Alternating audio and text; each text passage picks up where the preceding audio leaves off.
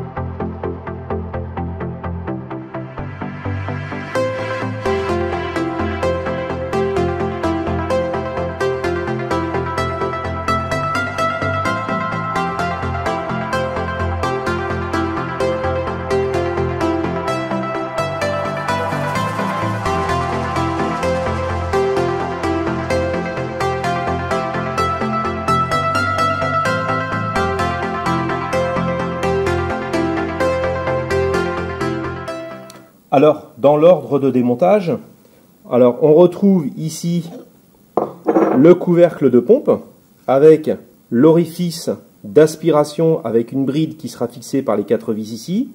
Et de l'autre côté, nous avons le refoulement de la pompe avec les 4 vis également pour maintenir une bride. On appelle cette pièce le couvercle de pompe. Alors, sur le couvercle de pompe, juste derrière, on va retrouver cette pièce qui s'appelle une glace de distribution. Alors la glace de distribution, on a une première lumière ici qui est l'orifice, la lumière d'aspiration, et de l'autre côté, on a ici la lumière de refoulement. Donc c'est une pièce qui est en bronze laiton et qui se fixe sur le couvercle. Il y a un petit éton qui se trouve ici qui permet de centrer la glace sur le couvercle. Ensuite, on retrouve le barillet de la pompe, donc ça s'appelle un barillet. Et dans ce barillet, eh bien, nous allons avoir le logement de tous les pistons. Donc le nombre de pistons est un nombre impair. Donc si on compte 1, 2, 3, 4, 5, 6, 7, 8, 9. Donc là, c'est une pompe avec 9 pistons. On a des pompes à 7 pistons, 9 pistons, 11 pistons, et puis pour les plus grosses, après, éventuellement jusqu'à 13 pistons. Ensuite, nous allons retrouver les pistons.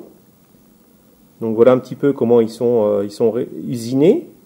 Et à la périphérie, ici, on retrouve le patin. Donc un patin qui est en bronze laiton également, qui est monté sur rotule.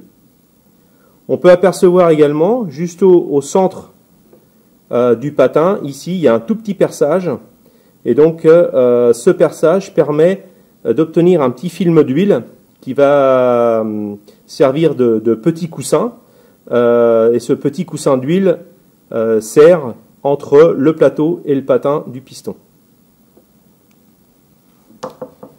Les pistons sont logés dans une bague qui permet de maintenir en fin de compte tous les pistons entre eux. Voilà. Et puis ensuite, eh bien, on retrouve le plateau de la pompe. Voilà, donc le plateau de la pompe qui lui, derrière, ici, on retrouve des coussinets, puisque lui, il a un mouvement de basculement, simplement.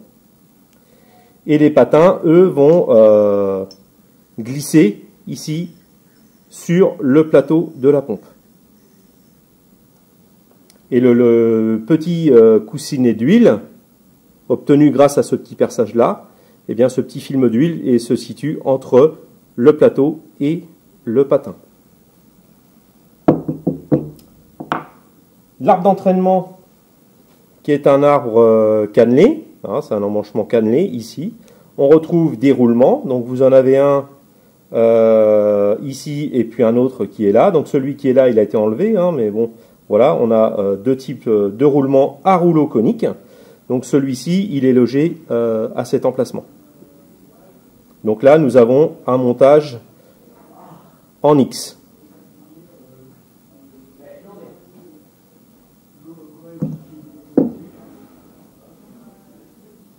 À l'intérieur de la pompe, on retrouve les deux coussinets de chaque côté. Et au milieu, tout au fond, la cage extérieure du roulement à rouleau conique. De ce côté-ci du corps de pompe, on va retrouver à cet emplacement le joint à lèvres qui permet l'étanchéité pour qu'il n'y ait pas de fuite entre le corps de pompe et l'extérieur. Alors maintenant, nous allons nous intéresser aux deux régulateurs qui se trouvent sur le côté du corps de pompe. Ce sont deux régulateurs qui vont gérer le fonctionnement de celle-ci.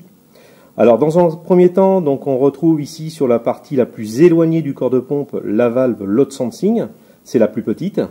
Et ensuite, on retrouve ici sur le corps de pompe la valve d'annulation de débit. On va retrouver également un flexible qui va venir se connecter ici sur l'un ou l'autre du côté de cette valve. Ça va dépendre de l'encombrement qu'on a sur le tracteur ou la machine en général. Donc soit c'est de ce côté-ci, soit c'est de l'autre côté. Et donc ici c'est le flexible, en fin de compte, c'est le tuyau qui va donner l'information LS au niveau de la pompe. Alors on va retrouver ici un bouchon de protection que là nous n'avons pas. Donc on enlève ce bouchon comme ceci. Et on retrouve derrière notre vis de réglage, comme celle-ci, ce sont deux mêmes vis. Et on a un contre-écrou qui permet de maintenir en position la vis, une fois que l'on a réglé l'une des deux valves.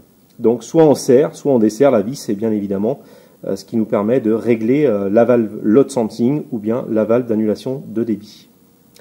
Alors, on va démonter l'ensemble pour voir un petit peu comment c'est constitué à l'intérieur au niveau des éléments. Donc on enlève, on desserre ici l'élément qui est là. Voilà. On fait attention parce que juste derrière, on va trouver un ressort. Voilà. Donc on enlève tout doucement. Et de l'autre côté, eh bien, on a un bouchon. À la place du bouchon, on peut mettre une prise de pression Minimès en fonction des bien évidemment en mesurant bien évidemment le diamètre de la vis pour avoir une prise adéquate, et donc on va pouvoir brancher une prise Minimès et mesurer la pression ici derrière. Donc là voilà, on fait très attention pour ne pas faire tomber tous les éléments.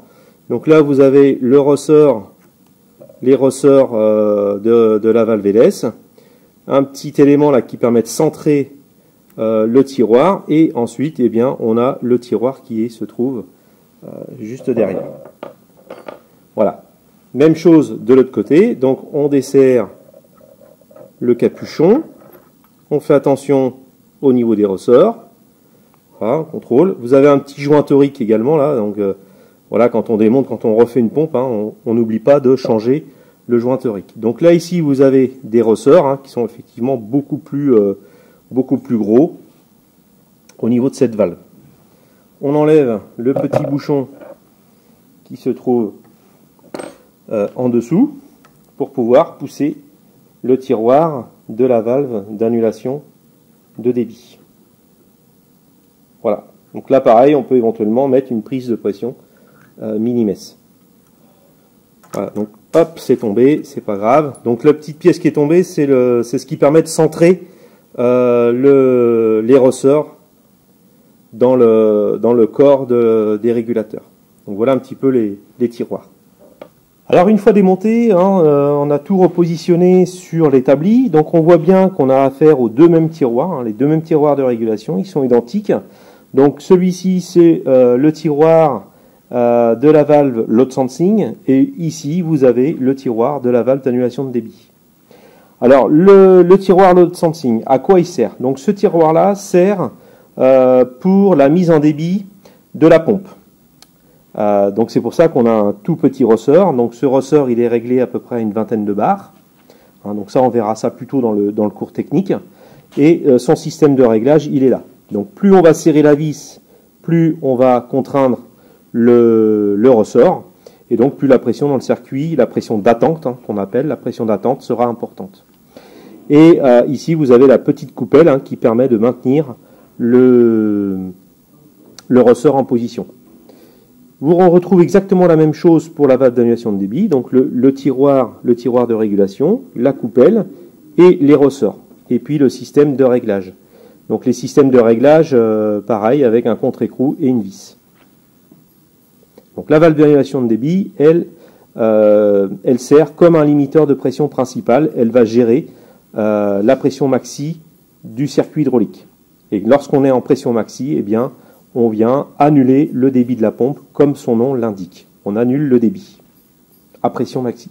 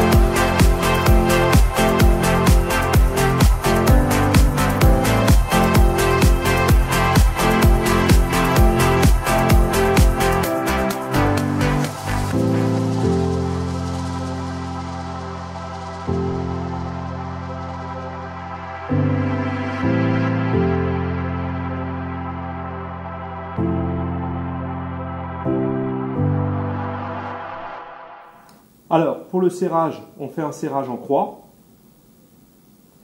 Serrage au couple, bien évidemment. Donc on fait d'abord un pré-serrage au couple, en croix.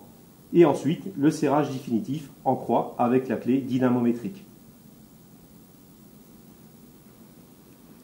Alors sur cette pompe en coupe, on retrouve notre plateau ici. Et ici, nous avons le servo-piston. Alors sur la pompe qu'on a démontée tout à l'heure, normalement, à cet emplacement-là, on devrait trouver un ressort. C'est le ressort de rappel du plateau de pompe. C'est-à-dire que quand la pompe n'est pas en fonctionnement, eh bien, le ressort va ramener le plateau dans cette position cylindrée maxi. Et le servo-piston, quand il sera alimenté par les valves d'annulation de débit ou valve LS, eh bien, le plateau, lui, il va s'incliner et c'est ce qui va permettre le changement de la cylindrée de la pompe. Voilà, donc ici, c'est comme un petit vérin, et c'est ce petit vérin que l'on appelle le servo-piston de la pompe, et qui permet de monter ou de descendre la cylindrée de la pompe. Alors voici le cours technique sur le système load sensing, qui veut dire en anglais détection de charge. Donc sur l'écran, vous voyez un schéma simplifié du système load sensing que l'on peut retrouver sur un matériel agricole trop public. Tout d'abord, nous avons ici en bas de l'écran la pompe. Donc la flèche symbolise le plateau de la pompe. Le petit vérin ici que l'on appelle un servo-piston, que l'on a démonté, que l'on a vu précédemment. Et on retrouve les deux valves ici. Donc celle du bas, c'est la valve d'annulation de débit, qui est le plus près du corps de pompe et qui est la plus grosse, car le ressort est le plus imposant. Et juste au-dessus, nous avons ici la valve load sensing, qui est la plus éloignée du corps de pompe, qui est la plus petite également, et car elle possède un ressort qui est beaucoup plus petit. Donc au niveau du distributeur, on a systématiquement un distributeur 5-3 avec 5 orifices, donc un orifice P, un orifice LS, un orifice tank retour réservoir et donc deux orifices A et B. Donc soit branché à un vérin double effet, soit branché à un moteur hydraulique. Donc nous avons également sur les côtés des commandes électro-hydrauliques proportionnelles pour ce montage, mais bien évidemment on n'est pas obligé, on peut avoir des commandes hydrauliques ou des commandes électriques ou bien évidemment des commandes manuelles, peu importe. Le moteur est à l'arrêt, donc là c'est la première phase de fonctionnement, moteur à l'arrêt. Donc la pression dans le circuit est à 0. Donc on a un premier mano sur le circuit haute pression ici qui nous indique la pression du circuit HP qui est à 0 bar. Et nous avons un second manomètre qui est sur la ligne load sensing, la ligne LS. Et là également nous sommes à 0 bar puisque le moteur est à l'arrêt. Lorsque le moteur est à l'arrêt, donc au niveau du plateau de pompe et du servo-piston, nous avons ici le ressort de rappel qui va ramener le plateau dans une position qui permettra à la pompe d'adopter une cylindrée maxi. Donc ces pompes, quand le moteur est à l'arrêt, donc ces pompes sont en cylindrée maxi grâce au ressort de rappel qui est juste derrière le plateau. Alors nous voici sur la deuxième phase de fonctionnement. Nous avons donc démarré le moteur et le distributeur est en position neutre. Donc aucune commande des distributeurs sur le tracteur. Alors, comme on l'a vu précédemment, donc la pompe est en cylindrée maxi. Alors, dès les premiers coups de démarreur, la pompe va se mettre à débiter. Le débit arrive sur un mur puisque en circuit load sensing, nous avons des distributeurs à centre fermé. Ce qui fait que la pression ici, sur la sortie pompe, la pression va monter très très rapidement. La pression va venir également par un conduit interne de la pompe sur les deux valves. Donc sur la valve load sensing et puis sur la valve d'annulation de débit. Seule la valve load sensing va réagir puisque nous avons un ressort qui est beaucoup plus faiblement taré que la valve d'annulation de débit. Donc le tiroir va se décaler. Nous allons donc insérer de la pression dans le servo-piston. Le servo-piston va se décaler vers la gauche, mettant ainsi la pompe en cylindrée mini. Nous avons donc ce qu'on appelle une pression d'attente sur le circuit HP, qui est de l'ordre de 25 bars environ, suivant les machines et les systèmes. Et sur la ligne LS, nous avons une pression de 5 bars, qui est en fait la pression résiduelle de retour liée au filtre, au conduit, aux sections de passage des retours réservoirs. Donc nous avons 5 bars de pression sur le circuit load sensing. Parfois, cette pression peut se trouver régulée. On a un clapet anti-retour ou un limiteur de pression monté sur la ligne de retour, ce qui fait qu'on a une pression régulée constante de 7-5 bars. Nous pouvons donc calculer une delta P.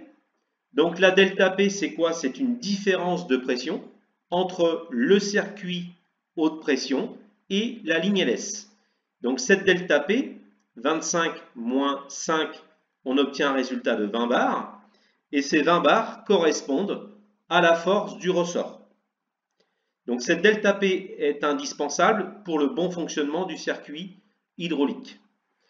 C'est le ressort de la valve LS que nous allons donc ajuster de manière à obtenir cette delta P, car si celle-ci n'est pas correcte, deux possibilités: soit nous aurons une machine avec un manque de puissance, donc plutôt molle, ou soit une machine trop réactive et qui pourrait, donc le circuit hydraulique du coup ne serait pas forcément contrôlable. Il y aura un manque de précision. Donc voilà, donc on pose deux manos sur le circuit HP et sur le circuit LS, et donc on contrôle cette delta P qui va nous permettre d'ajuster la force du ressort de la valve load sensing.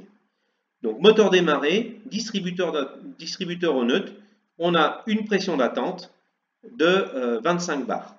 Ce qui fait qu'en termes de consommation, on limite énormément la consommation de carburant sur le moteur. La pompe est en cylindrée mini. Elle débite à peu près 5 à 6 litres minute, de quoi combler les fuites fonctionnelles du circuit. Et puis, on n'oublie pas le drain, puisqu'on a quand même un certain débit de fuite qui part par le drain. Donc tout ça, c'est compensé lorsque la pompe est en cylindrée mini, avec ses 5 à 6 litres minute de débit. En termes de puissance consommée, on est quasiment très très faible. Alors nous voici sur la troisième phase de fonctionnement. Le moteur est toujours démarré, et là maintenant nous allons commander un distributeur. Nous allons donc déplacer la case de gauche, venir la superposer sur la case du neutre pour alimenter la grande chambre du vérin, et la petite chambre du vérin, elle, sera reliée au retour vers le réservoir. On peut constater que par l'intermédiaire du distributeur, nous avons le conduit load sensing qui est maintenant relié et va nous transmettre une information de pression sur la valve load sensing. Je rappelle que la pression est due à la charge que l'on a sur le vérin. Donc nous allons prendre pour exemple une pression de 100 bars au niveau de la grande chambre. Donc cette pression 100 bars est due à la charge que l'on a sur l'équipement. Cette pression, donc au moment où on va ouvrir le distributeur, cette pression, nous allons la retrouver sur le circuit haute pression. On va la retrouver à la sortie de la pompe. Donc les pressions seront quasiment identiques, aussi bien avant qu'après le distributeur. Mais cette pression, nous allons également la retrouver dans le circuit load sensing.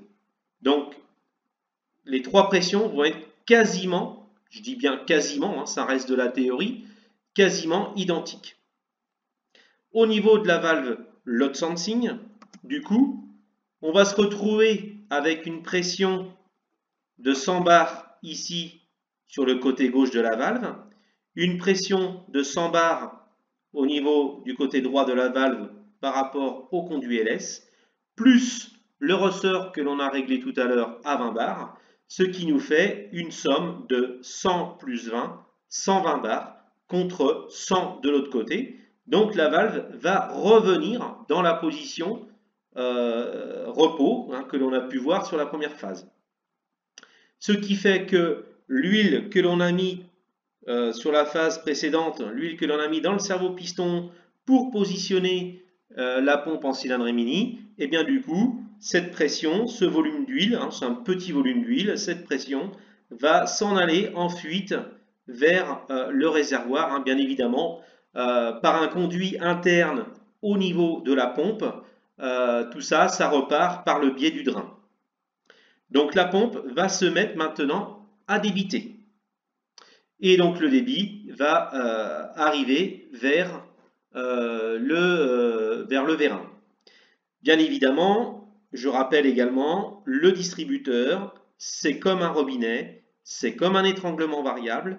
Donc plus on le commande d'un côté ou de l'autre, plus on agit sur la commande du distributeur, eh bien plus on va ouvrir ce robinet, plus on va ouvrir cet étranglement et donc laisser passer plus ou moins d'huile.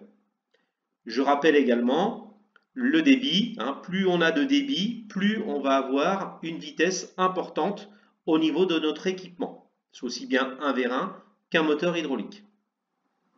Alors nous sommes sur la 4e phase de fonctionnement. Le moteur est toujours démarré. Maintenant, nous allons positionner le distributeur à 50% de sa course. Donc ça veut dire que l'utilisateur veut 50% du débit de la pompe. Il ne faut pas oublier que le système load sensing, l'objectif a pour d'adapter le débit de la pompe en fonction de la demande de l'utilisateur. Donc ça, c'est l'objectif principal, adapter en permanence le débit de la pompe en fonction des demandes de l'utilisateur. Donc nous reprenons ici comme exemple une charge sur un vérin. Cette charge va nous occasionner une pression de 100 bars dans notre grande chambre de vérin. Et là, du coup, comme je l'ai expliqué tout à l'heure, un distributeur, c'est un robinet ou un étranglement variable. Eh bien, comme j'ai ouvert mon distributeur à mi-chemin, à mi-course, eh bien, il va maintenant exister une delta P entre le distributeur, on va dire avant le distributeur et après le distributeur. Il va y avoir une delta P. Cette delta P, comme par hasard, si on la calcule, j'ai 120 bars côté pompe, j'ai 100 bars côté vérin, donc 120 moins 100, ça me fait une delta P de 20 bars. Et donc ces 20 bars correspondent au final aux 20 bars de réglage au niveau du tiroir de la valve load sensing. Donc ça, c'est la valve de la phase de régulation. Donc on va venir réguler un débit de manière à ce que le débit soit constant et adapté en fonction des besoins de l'utilisateur. À ce moment précis, donc dans la valve LS, puisque il ne faut pas l'oublier non plus, la pression qui est dans la valve LS, c'est la pression que l'on a dans l'équipement.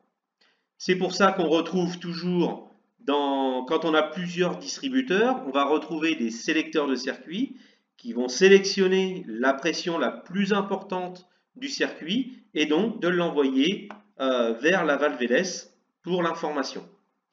Donc si on calcule maintenant au niveau de cette valve LS, eh bien on retrouve 120 bars, on a 120 bars de pression au niveau du côté gauche, on a 100 bars de pression sur le circuit LS, plus le ressort, ce qui nous fait un total de 100 plus 20, 120.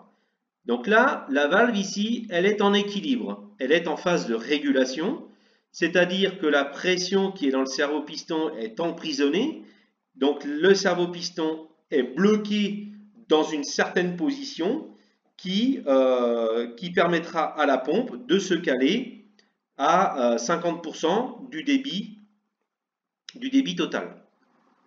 Donc nous voilà arrivés sur la 5e phase de fonctionnement du système load sensing. Donc la charge toujours sur le vérin, donc la charge est devenue très très lourde, ou bien dans le cas le vérin arrive en butée de tige. Donc lorsque nous sommes dans cette situation-là, eh bien la pression dans le vérin va devenir très très importante. Donc nous allons atteindre la pression maxi du circuit, par exemple 250 bars. Donc 250 bars de pression au niveau du vérin, car la charge est devenue très très lourde, ou alors nous sommes en butée de vérin. En sortie pompe, eh bien, nous allons retrouver également la même pression, 250 bars, hein, puisque la pression est identique en tout point d'un circuit. Donc la pression est très très élevée. Cette pression, eh bien, on va la retrouver ici, hein, toujours en permanence sur nos deux valves, bien évidemment sur la valve d'annulation de débit. Et puis également, on va retrouver cette pression 250 bars eh bien, sur le circuit load sensing, sur le circuit LS. Donc, qu'est-ce qui se passe? Eh bien, c'est la valve du coup, la valve d'annulation de débit hein, qui va réagir. Donc, la pression arrive ici, 250 bars de pression sur la valve. Ces 250 bars de pression correspondent au ressort qui se trouve juste derrière. Hein. Donc, c'est pour ça qu'on a vu, lorsque l'on a démonté, que le ressort est beaucoup plus important, car il gère une pression beaucoup plus élevée. Et donc, la valve ici, qu'est-ce qui va se passer? La valve va se décaler et on va envoyer eh bien, de l'huile dans le cerveau-piston. Le cerveau-piston va se décaler vers la gauche, mettant ainsi la pompe en cylindrée mini. Donc, le circuit hydraulique est en pression maxi. Par contre, la pompe est en cylindrée mini. De quoi combler les fuites fonctionnelles, toujours. Et du coup, on a beaucoup moins de puissance consommée sur le moteur.